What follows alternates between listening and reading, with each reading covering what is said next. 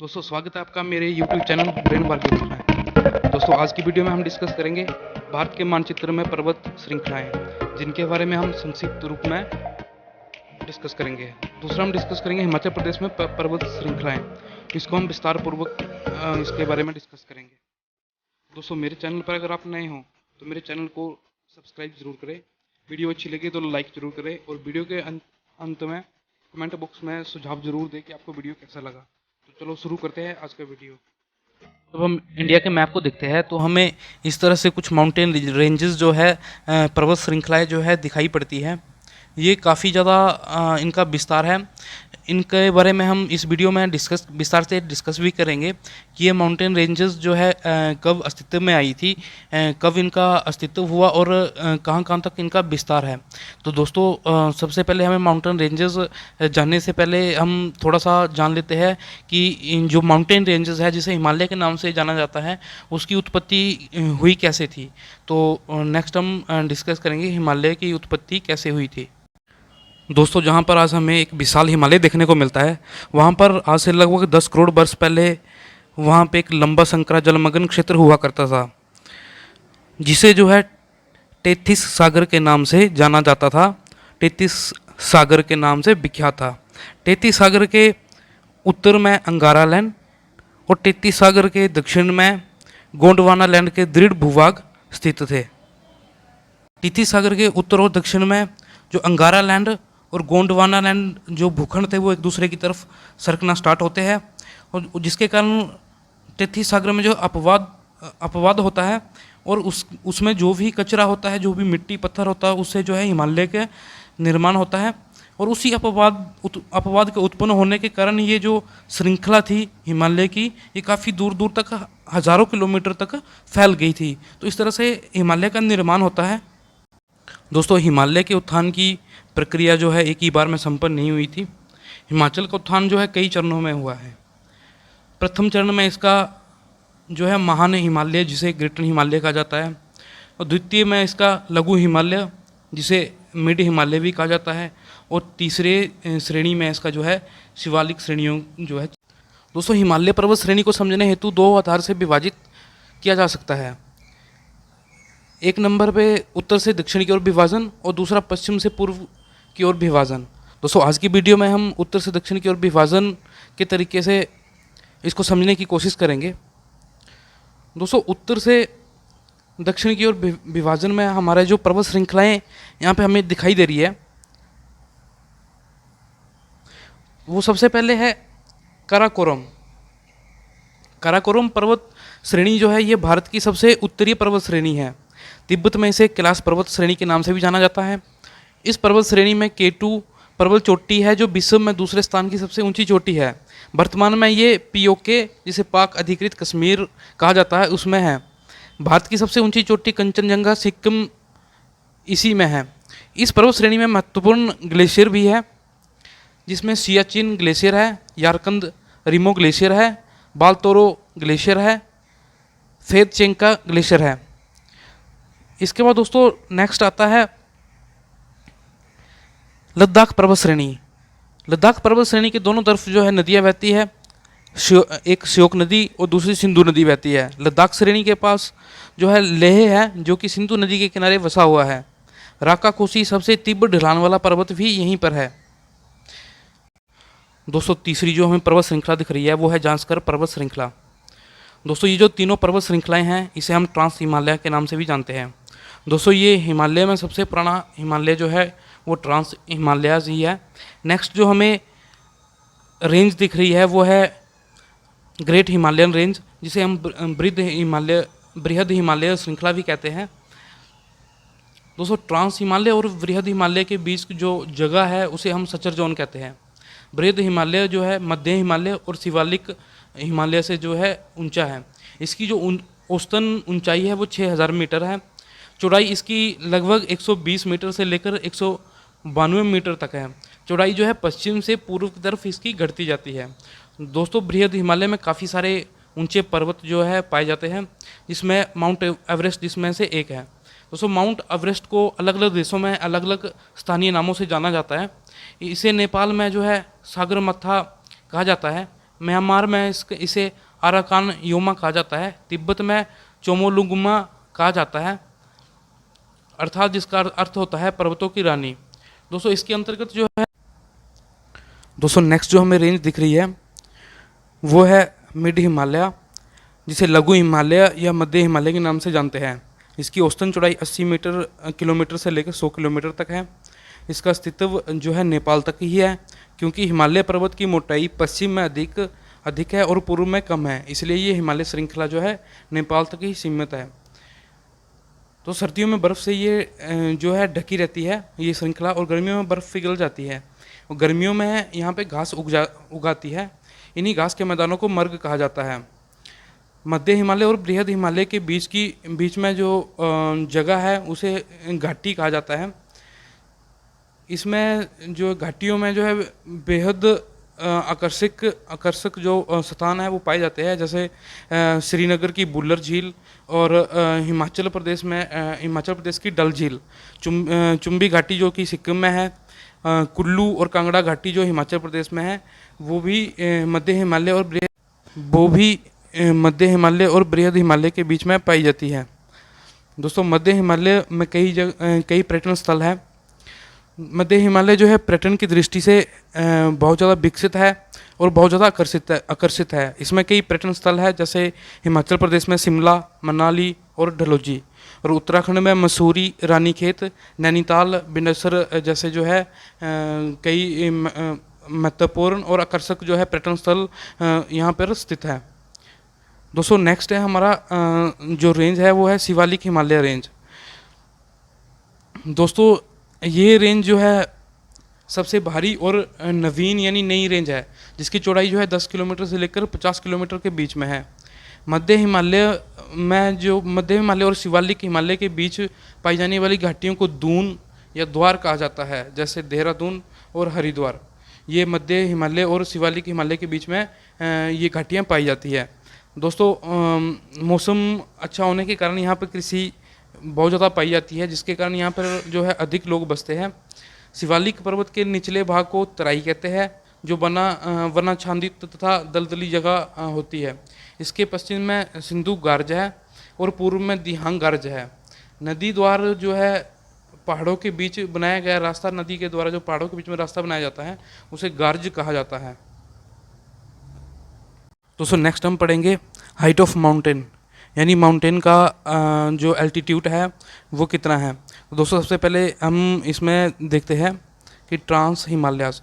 दोस्तों जैसे कि हमने पहले भी पढ़ा, ट्रांस हिमालय जो है सबसे पुराना हिमालय है और ये कई करोड़ वर्ष पूर्व दूसरे हिमालय आने से पहले ही अस्तित्व में आ चुका था।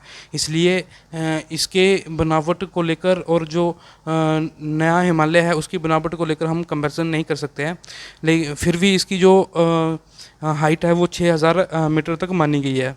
इसके बाद दोस्तों हम देखते हैं ग्रेटर हिमालयन, जिसे हम बृहद हिमालय कहते हैं। इसकी जो एल्टीट्यूड है वो 5000 से लेकर 6000 मीटर तक इसका जो है माना गया है हाइट को। और उसके बाद जो हमारा नेक्स्ट है मिड हिमालय के नाम से जिसे जाना जाता है। मिड हिमालय में दो तरह की श्रृंखलाएँ आती है, दो तरह की रेंजेस आती है। एक धौलाधार रेंजेस है जिसका जो एल्टीट्यूड है 3050 से लेकर 4570 मीटर तक है। और दूसरा हमारा शिवालिक रेंज है, पीर पंजाल रेंज है, जो 3960 से लेकर 5470 मीटर तक इसका एल्टीट्यूड पाया जाता है। उसके बाद दोस्तों सबसे नीचे हमारा आता है शिवालिक रेंज। शिवालिक रेंज का हम एल्टीट्यूड की बात करें तो ये 350 मीटर से लेकर 1500 मीटर तक पाई जाती है, जो कि सबसे छोटी पहाड़ियाँ जो है शिवालिक रेंज में पाई जाती है। तो दोस्तों स्टार्ट करते हैं अपना main topic, mountain ranges in Himachal Pradesh. दोस्तों हिमाचल प्रदेश में जो माउंटेन रेंजेस है वो कहाँ उनका विस्तार है उसके बारे में हम विस्तृत रूप से चर्चा करेंगे। दोस्तों जैसे कि हमने पहले ही देखा, जो ट्रांस हिमालय है वो बहुत पुराना है और उसका कंपैरिजन हम अन्य हिमालय से नहीं कर सकते हैं। तो इसके लिए हम जो यहाँ पे डिस्कस करेंगे वो 3 पैरेलल रेंजेस ही यहाँ पे लेंगे, the great Himalayan ranges, the middle Himalaya ranges और द आउटर हिमालय रेंजेस। जो ग्रेटर हिमालय रेंजेस है उसे हिमाद्री के नाम से भी जाना जाता है। जब जो मिडल हिमालय रेंजेस है उसे हम हिमालयास के नाम से भी जानते हैं, और जो दो आउटर हिमालयास है उसे हम शिवालिक रेंजेस के नाम से भी जानते हैं। तो दोस्तों सबसे पहले आते हैं हम हिमाचल के मैप में। तो दोस्तों ये जो हिमाचल के मैप में कलर दिख रहा है ये शिवालिक रेंजेस है, जिसे हम लोअर हिमालय के नाम से भी जाना जाता है। जो शिवालिक रेंजेस है जिसे लघु हिमालय के नाम से जाना जाता है, और जो शिवालिक नाम है वो भगवान शिव जी से जुड़ा है, जिसका जो अर्थ है वो है शिव की अलका यानी शिव की जटाएं, जिसे ट्रेजर ऑफ शिवा भी कहा जाता है। इसका पुराना नाम जो है मैनाक पर्वत था, और इसका मानक पर्वत के नाम से भी इसे जानते हैं। इसकी समुद्र तल से ऊंचाई जो है 350 मीटर से लेकर 1500 मीटर तक उठती है। इस श्रृंखला में चंबा हिमाचल प्रदेश का चंबा डिस्ट्रिक्ट की चुरा तहसील, भटियात तहसील और डलहौजी की तहसील, कांगड़ा क्षेत्र का नूरपुर, देहरा, जवाली, पालमपुर क्षेत्र इसमें आते हैं। उसके बाद नेक्स्ट है हमारा उन्ना और हमीरपुर का क्षेत्र इसमें आता है। नेक्स्ट हमारा मंडी और जोगिंदरनगर का जो हमारा निचला क्षेत्र है वो भी हमारा शिवालिक रेंजेस में ही आता है। नेक्स्ट हमारा बिलासपुर डिस्ट्रिक्ट, सोलन डिस्ट्रिक्ट और सिरमौर डिस्ट्रिक्ट तक ये रेंजेस जाती है। दोस्तों इसमें जो मुख्य तौर पर जो इनके आकर्षक और सुप्रसिद्ध जो स्थल है वो है पोंटा घाटी और नाहन तहसील, मंडी का जोगिंदरनगर, चंबा का चुरा, भटियात और डलहौजी, पालमपुर तहसील, कांगड़ा का नूरपुर और देहरा आदि क्षेत्र आते हैं। शिवालिक क्षेत्र की जो मिट्टी है वो सरकरी तथा शीघ्र टूटने वाले कणों से बनी है, जिसके कारण भूमि कटाव की अधिकता पाई जाती है। इस क्षेत्र में कई सारे जो है छोटे छोटे नाले हैं, जिसे स्थानीय भाषा में छो या खड्डे कहते हैं। अक्सर बरसात के दिनों में इसमें भारी जल बहाव होता है। इस क्षेत्र की जो मुख्य फसलें हैं वो है मक्का, गेहूं, अदरक, गन्ना, धान, आलू तथा खट्टे फलों की पैदावार यहाँ पे जो है अधिकतर होती है। दोस्तों नेक्स्ट जो हमारी रेंज आती है, माउंटेन रेंज आती है, वो है मिड हिमालय की जो दो भागों में डिवाइड किया हुआ है, जिसमें धौलाधार रेंज और पीर पंजाल रेंज आती है। दोस्तों सबसे पहले डिस्कस करेंगे हम धौलाधार रेंजेस के बारे में। ये पर्वत श्रृंखला जो है बृहद हिमालय से बद्रीनाथ के पास छूटती है। सतलुज नदी इसे रामपुर के पास तथा लारजी नामक स्थान पर ब्यास नदी इसे काटती है। ये श्रृंखला जो है जिला शिमला, कुल्लू, कांगड़ा से होते हुए चंबा के दक्षिण पश्चिम तक चली जाती है, जहाँ इसे रावी नदी काटती है। बड़ा बंगाल के पास इसका उत्तरी हिस्सा जो है पीर पंजाल पर्वत श्रृंखला से टकराता है। इसकी समुद्र तल से ऊंचाई जो है मुख्यतः 3050 मीटर से लेकर 4570-4570 मीटर तक पाई जाती है। बर्फ से ढके रहने के कारण इसे श्वेत श्रृंखला या श्वेत मुकुट भी कहा जाता है। धौलाधार पर्वत श्रृंखला जो है बृहद हिमालय पर्वत श्रृंखला से अलग हो जाता श्रेणियों में पाया जाता है, और शिमला का कुछ भाग जो है धौलाधार पर्वत श्रृंखला में पाया जाता है। दोस्तों जो मध्य हिमालय का जो धौलाधार पर्वत श्रृंखला है, पर्यटन की दृष्टि से यही जो हमारा पर्वत श्रेणी है ये पर्यटन की दृष्टि से बहुत महत्वपूर्ण है। और यहाँ पे जो जितने भी सुप्रसिद्ध जो हमारे पर्यटन स्थल पाए जाते हैं वो इसी घाटी में पाए जाते हैं, जैसे धर्मशाला, कुल्लू, इसी जो पर्वत श्रृंखला में पाए जाते हैं। दोस्तों नेक्स्ट जो हमारा माउंटेन रेंज है वो है पीर पंजाल रेंज। ये मध्य हिमालय की सबसे लंबी श्रृंखला है, जो बृहद हिमालय पर्वत श्रृंखला से सतलुज के किनारे के नज़दीक से फूटकर एक ओर चिनाब और दूसरी ओर रवि नदी तथा ब्यास नदी की जलधाराओं के बीच जो है बंटवारे का काम करती है। रावी के स्रोत के पास ये धौलाधार की ओर झुकती है। पीर पंजाल श्रृंखला प्रदेश के मध्य में उत्तर पूर्व में स्थित है। लाहौल के दक्षिण में इसका बड़ा भाग जो है भूभाग जो है बर्फ रेखा से ऊपर उठ जाता है। रोहतांग और अन्य प्रसिद्ध दर्रे इसी श्रृंखला में पाए जाते हैं। इसकी समुद्र तल से ऊंचाई मुख्यतः 3960 से लेकर 5470 मीटर तक उठती है। हिमाचल में मानवीय निवास लगभग इस श्रृंखला के साथ ही समाप्त हो जाता है। हिमाचल में ये श्रृंखला जो है सतलुज की घाटी से उठकर कुल्लू क्षेत्र को स्पीति क्षेत्र से अलग करती हुई पश्चिम की ओर कांगड़ा की उत्तरी सीमा बनाती है और चंबा में जा निकलती है। ये रावी के उद्गम स्थल के पास धौलाधार के आगे झुकती है। इस श्रृंखला में अव्यवस्थित प्रमुख स्थल है जिला सिरमौर के पच्छाद व रेणुका तहसील, जिला मंडी के चियोट व करसोग तहसील, जिला कांगड़ा के कांगड़ा तथा पालमपुर तहसील के ऊपरी भाग, ऊपरी शिमला पहाड़ियों तथा जिला चंबा की चुराहा तहसील के ऊपरी भाग जो है इसमें पाए जाते हैं।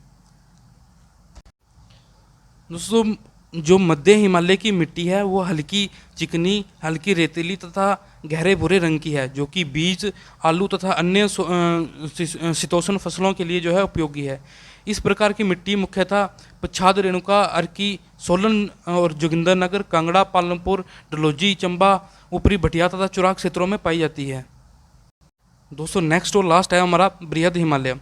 ये पर्वत श्रृंखला हिमाचल प्रदेश के पूर्वी सीमा के साथ साथ चलती है और इसकी ऊंचाई समुद्र तल से 5000 मीटर से लेकर 6000 मीटर तक उठती है। सतलुज का तंग रास्ता इसे काटता है। ये स्पीति के जल निसारण को ब्यास के जल निसारण से अलग करती है। इस क्षेत्र में वर्षा बहुत ही कम होती है। भूमि की उपजाऊ क्षमता जो है श्रृंखला में अलग अलग क्षेत्रों में अलग अलग पाई जाती है। इस क्षेत्र का मौसम तथा मिट्टी सूखे फलों व फसलों के लिए उपयोगी मानी जाती है। बृहद हिमालय में हिमपात सामान्यतः अक्टूबर माह के मध्य में शुरू हो जाता है तथा मार्च अप्रैल तक जारी रहता है। इस समय जो है पूरा क्षेत्र बाहरी दुनिया से कटा रहता है तथा जीवन एकांकी एवं कंटीला महसूस होता है, जिसके कारण यहाँ पे वनस्पति भी कम पाई जाती है और जहाँ पे लोगों का निवास भी बहुत ज़्यादा कम पाया जाता है। इस क्षेत्र के जो प्रसिद्ध दर्रे हैं वो है साच दर्रा, चिन्नी दर्रा, छविया दर्रा और कुगती दर्रा जो चंबा जिला में है। रोहतांग दर्रा, कुंजुम दर्रा तथा बारालाचा दर्रा जो किन्नौर जिला में है। हमता दर्रा, खेरनी दर्रा जो जिला लाहौल स्पीति में है। सुप्रसिद्ध जो है जांस्कर श्रृंखला इसी क्षेत्र में पड़ती है। नेक्स्ट है हमारा जांस्कर श्रृंखला।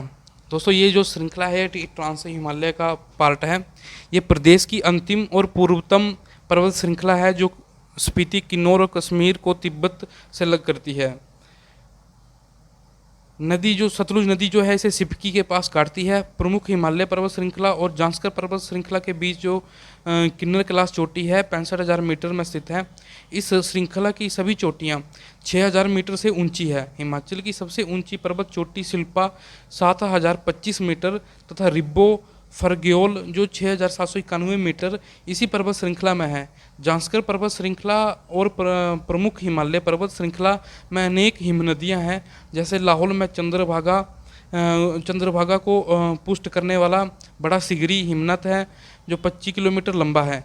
कुल्लू में दुधौन और पार्वती हिमनद 15 किलोमीटर लंबा है। लाहौल में मुलकिला और मियार हिमनद 12 किलोमीटर लंबा जो पार्वती नदी को पुष्ट करता है।